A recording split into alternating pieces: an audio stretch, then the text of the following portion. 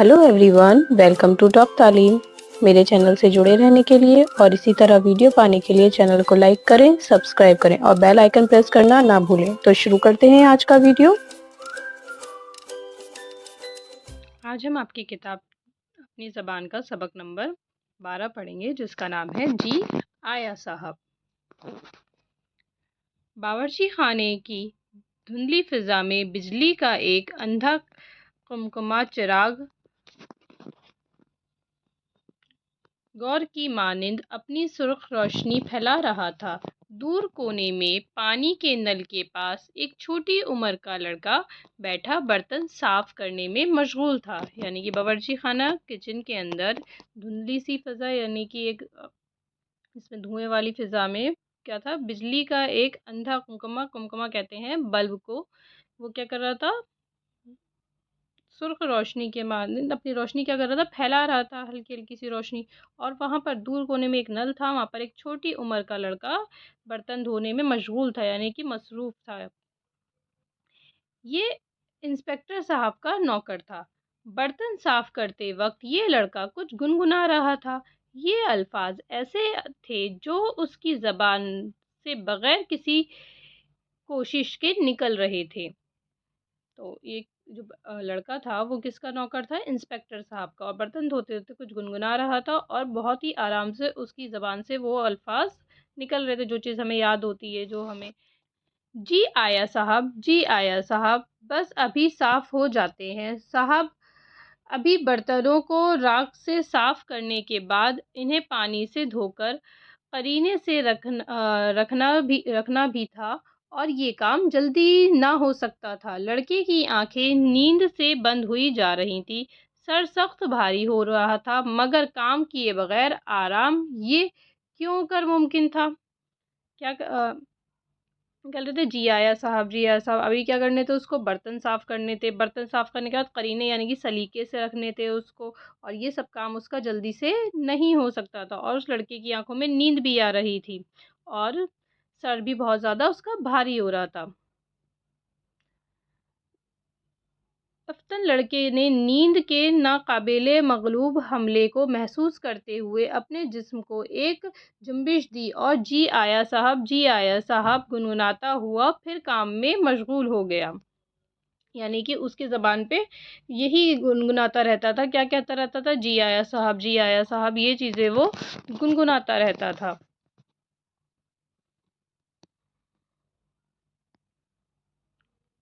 कासिम, कासिम, जी आया साहब। लड़का जो इन्हीं अल्फाज को गिरदानी कर रहा था भागकर अपने आका के पास गया, यानी कि जो अपना मालिक था उनके पास गया। उन्होंने उसको आवाज़ लगाई। इंस्पेक्टर साहब ने कंबल से मुंह निकालकर लड़के पर खफा होते हुए कहा, बेवकूफ़ के बच्चे, आज फिर यहाँ सुराही और गिलास रखना भूल गए। यानी कि अब उस पर गुस्सा कर रहा है कि सुराही और पानी का गिलास रखना भूल गया, ताकि वो पानी वहाँ से पी लेता, और इस बात पे वो उस पर गुस्सा कर रहा था।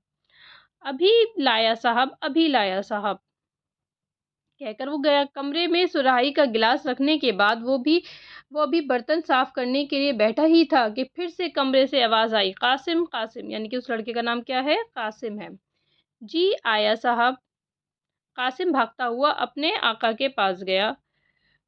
बम्बई का पानी किस कदर ख़राब है, जाओ पारसी के होटल से सोडा लेकर आओ, बस भागे हुए जाओ, सख्त प्यास लग रही है। यानी कि वो कहाँ पर रहते हैं, बम्बई में रहते हैं, वहाँ का पानी बहुत ज़्यादा ख़राब आया है, तो अब वो उससे क्या मंगा रहे हैं, सोडा पीने के लिए मंगा रहे हैं पारसी के यहाँ से।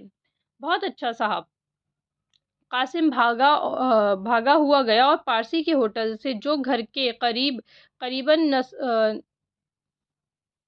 नस्फ मील के फासले पर वाक़ था, सोडे की बोतल लेकर आया और अपने आका को गिलास में डालकर दी। अब तुम जाओ, मगर उस वक्त तक क्या कर रहे हो, बर्तन साफ नहीं हुए। बोतल तो लाके दे दी और उसके बाद बोला कि अभी तक तुमसे बर्तन साफ नहीं, अभी साफ होते हैं साहब, वो जवाब देता है।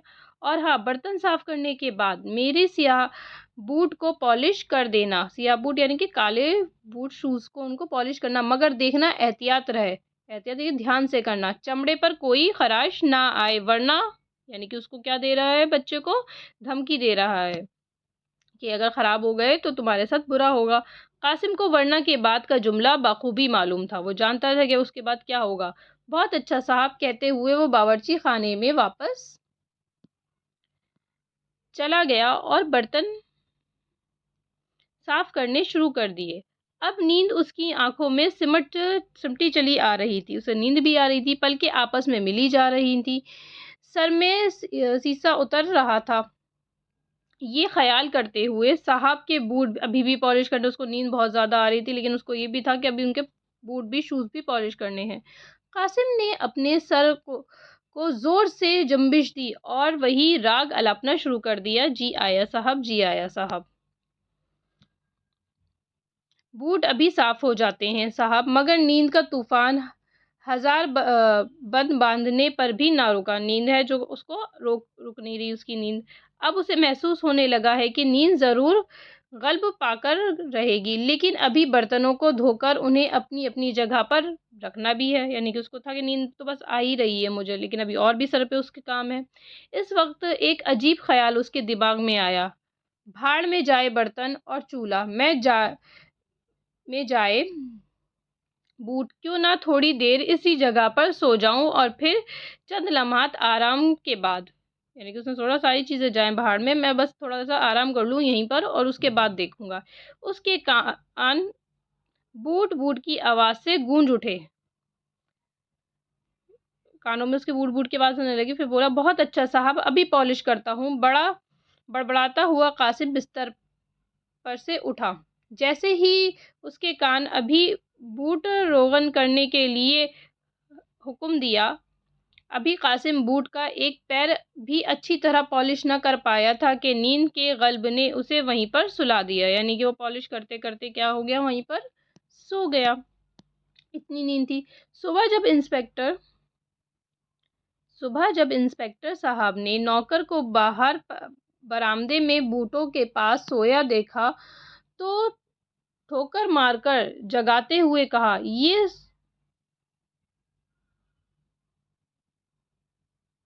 کی طرح کیوں سو رہے ہو؟ بے ہوش پڑا ہے، اور مجھے خیال تھا کہ اس نے بوٹ صاف کر دیے ہوں گے، نمک حرام ابے قاسم۔ تو یہاں پر اس کو کافی برا بھلا کہتا ہے اس نے بولا کہ مجھے لگا تم نے میرے جوتے پالش کر دیے ہوں گے، لیکن اس کو اور کافی برا کہا کہ تم یہاں سو گئے اور میرے جوتے بھی پالش نہیں کرے ہیں۔ جی آیا صاحب، قاسم نے منہ سے اتنا نکالا تھا کہ اس نے اپنے ہاتھ میں بوٹ صاف کرنے کا برش دیکھا، فوراً ہی اس معاملے کو سمجھاتے ہوئے اس نے لرزتی ہوئی آواز میں کہا، میں سو گیا تھا صاحب، مگر، یعنی کہ اس نے کہا میں بوٹ تو پالش کر رہا تھا، مگر بوٹ ابھی پالش ہو جاتے ہیں صاحب۔ یہ کہتے ہوئے اس نے جلدی جلدی بوٹ کو برش سے رگڑنا شروع کر دیا۔ قاسم، جی آیا صاحب۔ قاسم بھاگا ہوا نیچے آیا اور اپنے آقا کے پاس کھڑا ہو گیا۔ دیکھو، آج ہمارے یہاں مہمان آئیں گے، اس لیے باورچی خانے کے تمام برتن اچھی طرح صاف کر کے رکھنا، فرش بھی دھلا ہوا ہونا چاہیے۔ اب اس کو کیا کہا جا رہا ہے کہ مہمان آئیں گے تو برتن بھی اچھے صاف ہونے چاہیے اور فرش بھی اچھا صاف ہونا چاہیے۔ اس کے علاوہ تمہیں ملاقاتی کمرے کی تصویریں، میزوں اور کرسیوں کو بھی صاف کرنا ہے، یعنی کہ اور اس کے ذمہ کام لگا کے جا رہا ہے، سمجھے؟ مگر خیال رہے، میری میز پر ایک تیز دھار چاقو پڑا ہوا ہے، اسے مت چھیڑنا۔ میں اب دفتر جا رہا ہوں، مگر یہ کام 2 گھنٹے سے پہلے ہو جانا چاہیے۔ اس کو تاکید کری سارا کام ہو جائے، اور جو چاقو پڑا ہے میز پر اس کو بالکل بھی نہیں چھونا ہے۔ بہت بہتر صاحب۔ انسپکٹر صاحب دفتر چلے گئے۔ قاسم باورچی خانے صاف کرنے میں مشغول ہو گیا۔ انسپکٹر صاحب دفتر چلے گئے۔ قاسم باورچی خانے صاف کرنے میں مشغول ہو گیا۔ 1.5 گھنٹے کی انتہا محنت کے بعد اس نے باورچی خانے کے تمام کام کو ختم کر دیا اور ہاتھ پاؤں صاف کرنے کے بعد جھاڑن لے کر ملاقاتی کمرے میں چلا گیا، یعنی کہ اب اسے ملاقاتی کمرہ بھی کیا کرنا تھا، صاف کرنا تھا، ڈرائنگ روم کو۔ ابھی تمام کمرہ صاف کرنا تھا اور وقت بہت کم رہ گیا تھا، چنانچہ قاسم نے جلدی جلدی کرسیوں پر جھاڑن مارنا شروع کر دیا۔ ابھی کرسیوں کا کام ختم ہی کرنے کے بعد میز صاف کرنے جا رہا تھا کہ اسے یکایک خیال آیا، آج مہمان آ رہے ہیں، خدا معلوم کتنے برتن صاف کرنے پڑیں گے، اور نیند کمبخت کتنا ستا رہی ہے مجھ سے تو کچھ بھی نہ ہو سکے گا۔ یہ بھی آیا کہ مہمان آ رہا ہے، اور بھی کام کرنے پڑ جائیں گے، کام بڑھیں گے ہی، مہمان آ رہے ہیں تو، اور نیند بھی ہے تو مجھ سے تو نہیں ہو سکے گا نہ۔ یہ سوچتے وقت وہ میز پر رکھی ہوئی چیزوں کو پوچھ رہا تھا، یعنی چیزیں پوچھتا جا رہا تھا، بات اپنی سوچ رہا تھا۔ اچانک اسے قلمدان کے پاس ایک کھلا ہوا چاقو نظر آیا، وہی چاقو جس سے متعلق اس کے آقا نے کہا تھا کہ بہت تیز ہے، دھیان رکھنا۔ وہ اسے نظر آ گیا، چاقو کو دیکھتا ہے کہ اس کی زبان پر یہ لفظ خود بخود جاری ہو گیا، چاقو، تیز دھار چاقو، یہی تمہاری مصیبت کو ختم کر سکتا ہے۔ یعنی کہ اس نے سوچا یہی چاقو ہے جو میری پریشانی کو ختم کر دے گا۔ کچھ اور سوچے بغیر قاسم نے تیز دھار چاقو اٹھا کر اپنی انگلی پر پھیر لیا، یعنی کہ اس نے کچھ نہیں سوچا، اپنی انگلی کاٹ لی۔ اب وہ شام کے وقت برتن صاف کرنے کی زحمت سے بہت دور تھا، یعنی کہ اسے تھا کہ میری انگلی میں اگر زخم ہو جائے گا، چوٹ لگ جائے گی تو میں تو کام نہیں کر پاؤں گا، تو تھوڑا آرام مل جائے گا، اور نیند پیاری پیاری اب اس سے بآسانی نصیب ہو سکتی ہے۔ انگلی اس کے خون کی سرخ دھار بہہ رہی تھی، یعنی کہ انگلی سے خون نکلنے لگا، سامنے والی دوات کی سرخ روشنائی سے کہیں چمکیلی، یعنی کہ جو سامنے دوات رکھی تھی، انک رکھی تھی، اس سے بھی زیادہ چمکیلی تھا اس کا خون۔ قاسم اس خون کی دھار کو مسرت بھری آنکھوں سے دیکھ رہا تھا، یعنی خوشی سے دیکھ رہا تھا، کیونکہ اس کو یہ تھا کہ میرے زخم ہو گیا تو میں تو کام نہیں کروں گا، اور منہ میں یہ گنگنا رہا تھا، نیند، نیند، پیاری نیند۔ تھوڑی دیر کے بعد وہ اپنے آقا کی بیوی کے پاس گیا، جو زنانے خانے میں بیٹھی تھی، سلائی کر رہی تھی، اور اپنی زخمی انگلی دکھا کر کہنے لگا، دیکھیے بی بی۔ ارے قاسم، یہ تو نے کیا کیا؟ وہ ان کو دکھایا، اور اس نے بولا، کیا کیا؟ کمبخت صاحب کے چاقو کو چھیڑا ہوگا، یعنی کہ اسی سے کٹا ہوگا تمہارا ہاتھ۔ بی بی جی، بس میز صاف کر رہا تھا اور اس نے کاٹ کھایا۔ قاسم ہنس پڑا۔ قاسم اپنی فتح پر زیر لب مسکرا رہا تھا، یعنی کہ وہ سوچ رہا تھا میں تو جیت گیا، میں اب آرام کروں گا۔ انگلی پر پٹی باندھ کر قاسم پھر کمرے میں آ گیا، اور میز پر پڑے ہوئے خون کے دھبوں کو صاف کرنے کے بعد خوشی خوشی اپنا کام ختم کر دیا کہ چلو اب تو میں آرام کر سکوں گا۔ آقا کی خفاگی آنے والی مسرت نے بھلا دی، اور قاسم کو کودتا پھاندتا ہوا اپنے بستر پہ چلا گیا۔ وہ 3-4 روز تک برتن صاف کرنے کی زحمت سے بچا رہا، مگر اس کے بعد انگلیوں کا زخم بھر آیا، یعنی کہ 3-4 دن تک تو اس نے کوئی کام نہیں کرا، اور انگلی کا زخم کیا ہو گیا؟ بھر گیا۔ جب اس میں کوئی علاج نہیں ہوا اس میں مرہم پٹی ڈھنگ سے نہیں ہوئی تو وہ چیز نقصان کرتی ہے۔ اب پھر وہی مصیبت نمودار ہو گئی، یعنی کہ پھر مصیبت وہی سامنے۔ قاسم صاحب کی جرابیں اور قمیضیں ڈھونڈ لو۔ بہت اچھی بی بی جی۔ قاسم، اس کمرے کا فرش کتنا بدنما ہو رہا ہے، پانی لا کر ابھی صاف کرو، دیکھنا کوئی داغ دھبے باقی نہ رہے۔ یعنی کہ کچھ دن کی بات تھی، 1-2 دن اس نے آرام کرا، اس کے بعد انہوں نے اس کو پھر کام میں لگا دیا۔ بہت اچھا صاحب۔ قاسم، شیشے کے گلاس کتنے گندے ہو رہے ہیں، انہیں نمک سے صاف کرو۔ جی اچھا صاحب۔ قاسم، طوطے کا پنجرہ کس قدر غلیظ ہو رہا ہے، غلیظ کا مطلب ہوتا ہے گندا ہو رہا ہے، اسے بھی صاف کرو۔ ایک اور کام بتا دیا اس کے ذمے۔ ابھی کرتا ہوں بی بی جی۔ قاسم ابھی کرانے۔ ایک روز انسپکٹر صاحب میں صاف کرتے وقت اس کے ہاتھ خود بخود چاقو کی طرف پڑے، اور ایک لمحے کے بعد اس کی انگلی سے خون بہہ رہا تھا۔ انسپکٹر صاحب اور ان کی بیوی قاسم کی یہ حیرت دیکھ کر بہت خفا ہوئی۔ پھر ایک دن کیا ہوا، جب وہ دوبارہ سے میز صاف کر رہا تھا، ان کی انسپکٹر صاحب چاقو خود بخود کٹ گئی۔ اس بار اس نے خود نہیں کاٹی تھی، اور وہ لوگ دیکھ کے بہت زیادہ خفا ہوئے۔ چنانچہ سزا کے طور پر، سزا کی صورت میں اسے شام کو کھانا نہ دیا گیا کہ کیسے پھر سے دوبارہ سے انگلی کاٹ لی، مگر وہ اپنی ایجاد کردہ ترکیب کی خوشی مانگ رہا تھا، مطلب مگن تھا اس میں کہ ہاں چلو مجھے تھوڑا تو آرام ملا۔ ایک وقت روٹی نہ ملے گی، انگلی پر معمولی زخم آ گیا ہے، مگر برتنوں کا انبار صاف کرنے سے نجات مل گئی۔ کھانا نہیں ملے گا تو کیا ہوا، اسے کام سے تو نجات ملی۔ یہ سودا کچھ برا نہ تھا۔ چند دنوں کے بعد اس کی انگلی کا زخم ٹھیک ہو گیا۔ اب پھر کام کی وہ بھرمار شروع ہو گئی، پھر سے اس کا زخم ٹھیک ہو گیا، پھر سے وہی بھرمار شروع۔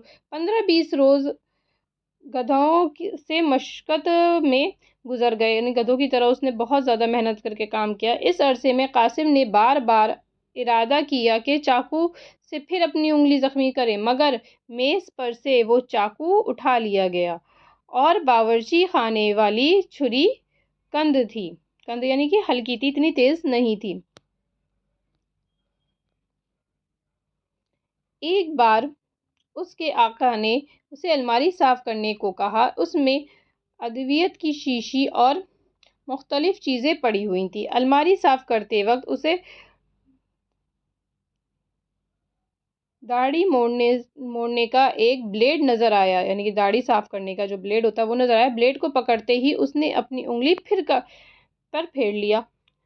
دھراتی بہت تیز تھی، اس کی جو دھاڑ تھی بہت زیادہ تیز تھی اور باریک تھی، انگلی میں دور تک چلی گئی، یعنی کافی گہرا کٹ گیا اس بار اس کی انگلی، جس سے بہت بڑا زخم بن گیا۔ قاسم نے بہت کوشش کی کہ خون نکلنا بند ہو جائے، مگر زخم کا منہ بڑا ہو گیا اور وہ بند نہیں ہوا۔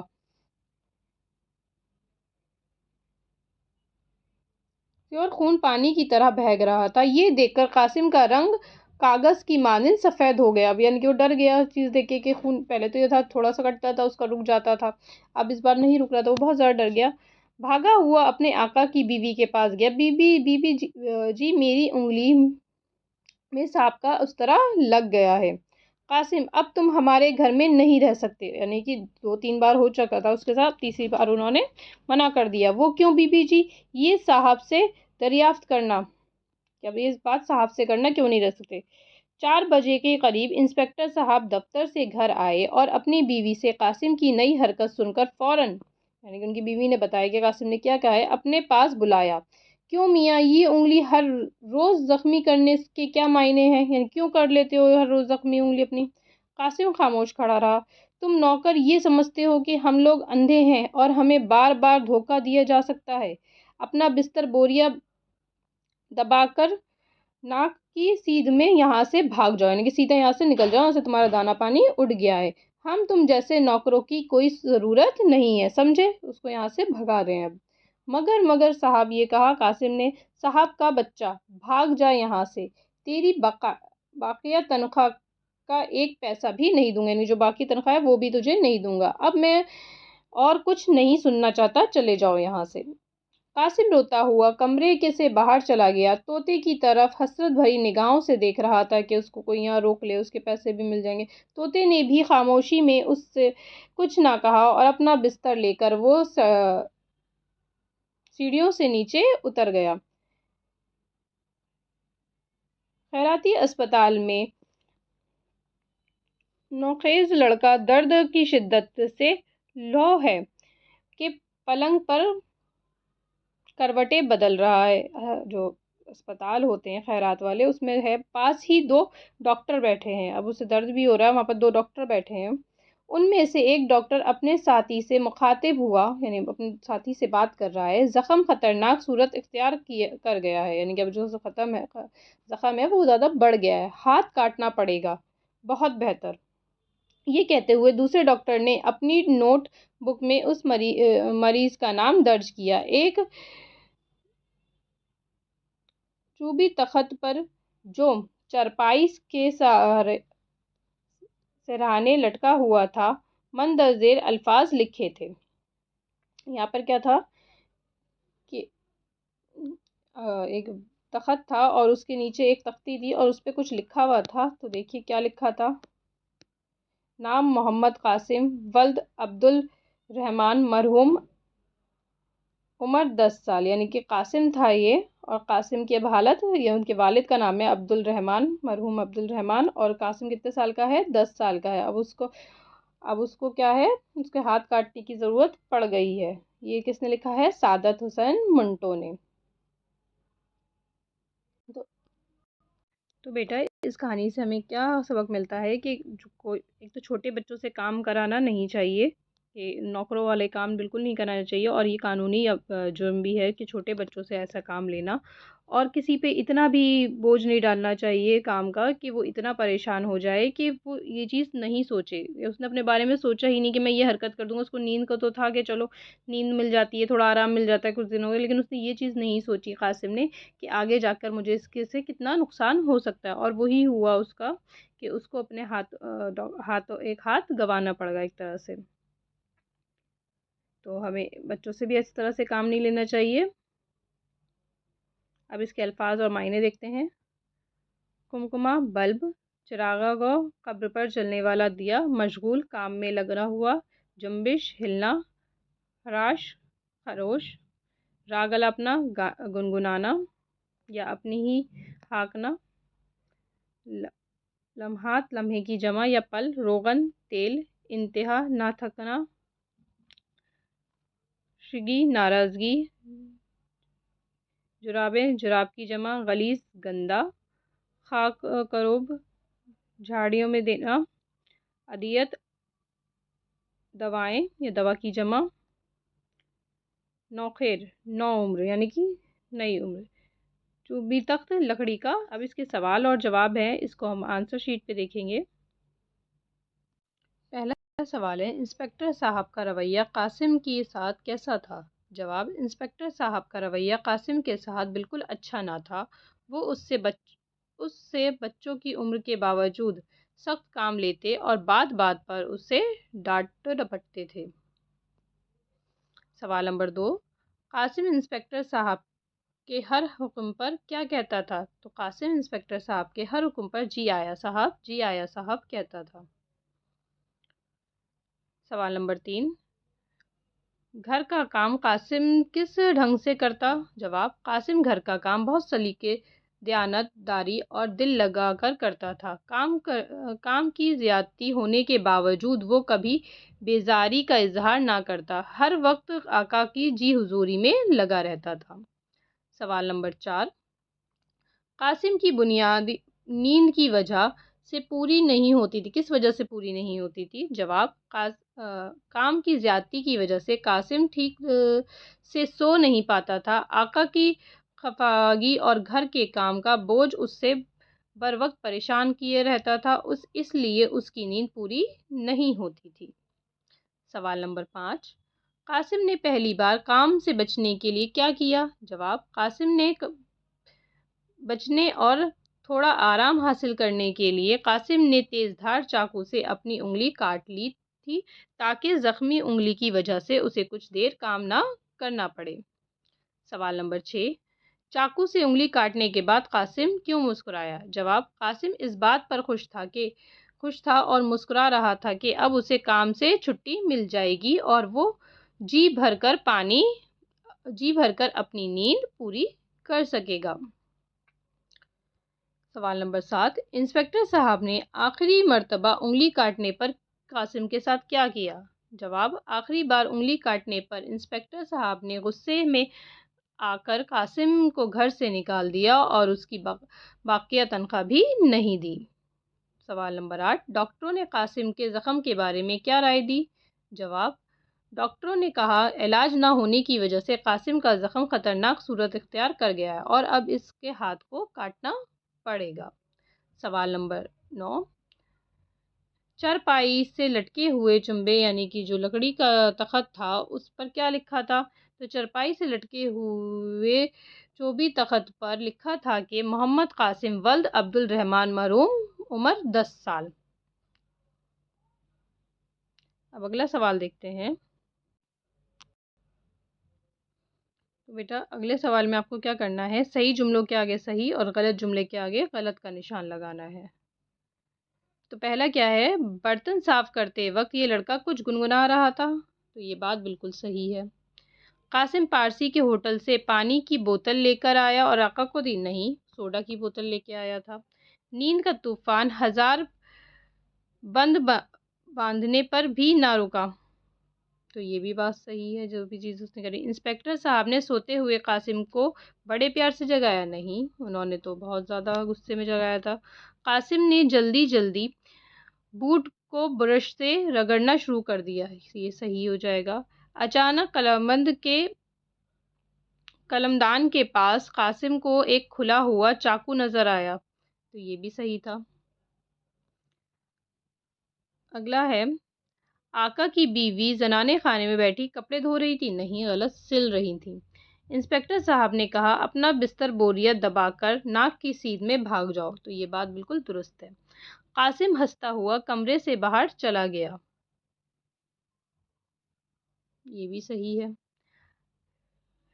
خیراتی اسپتال میں ایک نوخیز لڑکا درد کی شدت سے کروٹیں بدل رہا تھا، یہ بھی جملہ ایک دم صحیح ہے۔ اگلے سوال کی طرف بڑھتے ہیں۔ اس میں آپ کو واحد سے جمع اور جمع سے واحد بنانے ہیں۔ جو واحد ہیں ان کی جمع بنائیے اور جو جمع ہے وہ ان کے واحد کرنے۔ جیسے یہاں پر فاصلے کیا ہے؟ اپنے آپ میں ایک جمع کا لفظ ہے، تو اس کا واحد ہو جائے گا فاصلہ، تو اس کو ہم آنسر شیٹ پہ دیکھیں گے۔ دیکھیے فاصلہ جمع ہے تو اس کا فاصلے جمع ہے تو اس کے واحد ہو جائے گا فاصلہ۔ لمحات کیا ہے؟ یہ بھی جمع ہے تو اس کا واحد ہو جائے گا لمحہ۔ حیرت واحد ہے تو اس کا حرکت واحد لفظ ہے تو اس کی جمع ہو جائے گی حرکات۔ گدھاؤں کا گدھا، دوا کا دوائیں جمع ہو جائیں گی۔ کروٹوں کروٹ، تختہ واحد ہے تو یہ ہو جائے گا تختے۔ اگلا سوال ہے ان لفظوں کے متضاد لکھنے۔ متضاد کہتے ہیں اپوزٹ ورڈز کو، جیسے ناقابل قابل، خفا راضی، سیاہ سفید، تیز دھیما، فتح شکست، غلیظ پاک یا صاف۔ اگلا ہے لفظوں کو آپ کو جملوں میں استعمال کرنا ہے۔ مشغول، وہ اپنے کمرے میں پڑھائی میں مشغول تھا۔ جنبش، چوٹ لگنے کی وجہ سے اس کے ہاتھ میں ذرا برابر بھی جنبش نہ ہو سکی، یعنی کہ حرکت نہیں تھی۔ لمحات، بچپن کے وہ خوبصورت لمحات مجھے ہمیشہ یاد رہیں گے۔ انتظام، تقریب کے لیے بہترین انتظام کیا گیا تھا۔ غلیظ، ہمیں اپنے ارد گرد کا ماحول غلیظ نہیں کرنا چاہیے۔ خلاقی، ان کی طبیعت میں نرمی اور محبت خلاقی طور پر شامل تھی۔ نوخیز، میدان میں کچھ نوخیز لڑکیاں اور بھی پریکٹس کر رہی تھی، یعنی کہ نو عمر کی۔ اگلا سوال ہے، اس میں آپ کو کیا کرنا ہے؟ نیچے دیے ہوئے لفظوں کی کہانی کی ترتیب سے لگانا ہے، یعنی کہ سیکوینس سے لگانا ہے کہ پہلے کون سا آئے گا، دوسرا کیسا آئے گا۔ اب جیسے یہاں پر پہلا جملہ ہے، انسپیکٹر صاحب کا نوکر بیٹھا برتن صاف کر رہا تھا میں مشغول تھا، تو یہ تیسرے نمبر پہ آئے گا۔ بمبئی کا پانی کس قدر خراب ہے، جاؤ پارسی کے ہوٹل سے لے آؤ، یہ دوسرے نمبر پہ آئے گی یہ لائن۔ اگلا ہے، سوڈے کی بوتل کے لیے آیا اور اپنے آقا کو گلاس میں ڈال کر دے دیا، یہ نمبر 1 پر آئے گی۔ پھر یہاں پر ہے، نیند کے غلبے نے اسے وہیں سلا دیا، یہ چوتھے نمبر پہ آئے گی۔ بھاڑ میں جائے برتن اور چولہے میں جائے بوڈ، تو یہ نمبر 5 پہ ہے۔ بی بی جی بس میں صاف کر رہا تھا اور اس کے کاٹا، یہ کتنے پہ ہے؟ 6 نمبر پہ آئے گا۔